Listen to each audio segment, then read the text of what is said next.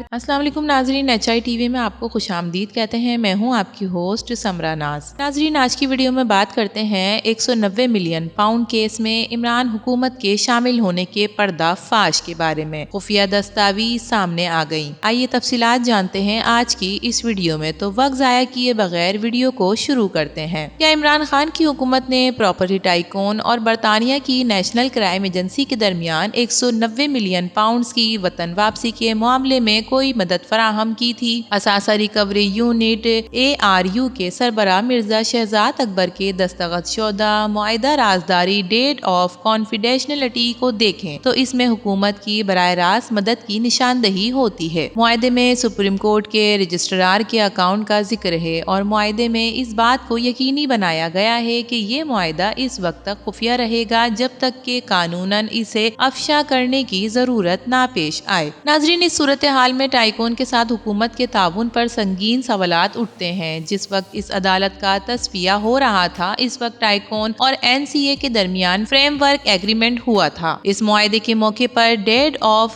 Confidentiality के दरमियान जिसमें तस्फिये की शराइत का खाका, जब्त शुदा रकम की वापिस और गैर मनकुला जायदाद की फरोख के मुतालिक बातें शामिल थीं। हुकूमत पाकिस्तान ने याद दहानी कराई कि वो मुआहिदे की तफसीलात को खुफिया रखेंगी और अफशा नहीं करेंगी। शहजाद अकबर का दावा है कि इस मामले में उन्होंने और इमरान खान हुकूमत ने कोई किरदार अदा नहीं किया, लेकिन राजदारी के मामले को देखें तो मालूम होगा कि इमरान खान मुकम्मल तौर पर इसमें मुलव्विस थे। हालांकि वो मुआहिदे में कोई किरदार की तरदीद नहीं करते। डेट ऑफ कॉन्फिडेंशियलिटी की नकल दी न्यूज के पास मौजूद है। मुआहिदे की शक नंबर 2.11 पर मिर्जा शहजाद अकबर के दस्तखत मौजूद हैं। इसमें लिखा है कि डेट ऑफ फ्रेमवर्क मुआहिदा दोनों की शराइत पर खुफिया रहेगी। शक नंबर 2.4 में लिखा है कि हुकूमत पाकिस्तान फरीकैन की रजामंदी के बगैर फ्रेमवर्क मुआहिदे की कोई तफसीलात जाहिर नहीं करेगी। इससे जाहिर होता है कि ARU न सिर्फ डेट का हिस्सा है बल्कि फ्रेमवर्क की तफसीलात भी मालूम थी। हालांकि शहजाद अकबर ने हमेशा ये दावा किया कि मुआहिदा सिर्फ प्रॉपर्टी टाइकून और NCA के दरमियान हुआ है और हुकूमत से कोई मदद नहीं ली। शक नंबर 2.4 में लिखा है कि हुकूमत पाकिस्तान किसी भी शख्स को इस डेट फ्रेमवर्क के मुआहिदे के बारे में दीगर फरीकैन की पेशगी तहरीरी की इजाजत के बगैर कोई मामलात फराहम नहीं करेगी। शक नंबर 2.6 में लिखा है कि अगर कोई फरीक चाहे तो फ्रेमवर्क या मुआहिदे के हवाले से किसी तरह की तस्हीह करना चाहिए, वो मालूम कर सकता है। दुरुस्त फराहम मालूम करना चाहे तो हुकूमत पाकिस्तान इसे ऐसा करने की इजाजत देगी। शक नंबर 2.3.4 हुकूमत पाकिस्तान को अदालती हुक्म, रेगुलेटरी बॉडी या कानूनी मामले में अपने मफाद के तहफ़्फ़ुज़ के लिए मालूमात अफशा करने की इजाजत देती है। इसे ऐसा करने से पहले मुताल्लिका फरीकों को मुत्तला करने और इनसे मशवरा करना होगा। मुआहिदा राजदारी के अलावा इमरान खान की हुकूमत ने प्रॉपर्टी टाइकून को बार बार बैरून मुल्क सफर की इजाजत दी। मजमूई तौर पर टाइकून को 20 मरतबा बाहर जाने की इजाजत दी गई। 23 मार्च 2022 को अदम एतमाद के वोट के जरिए हुकूमत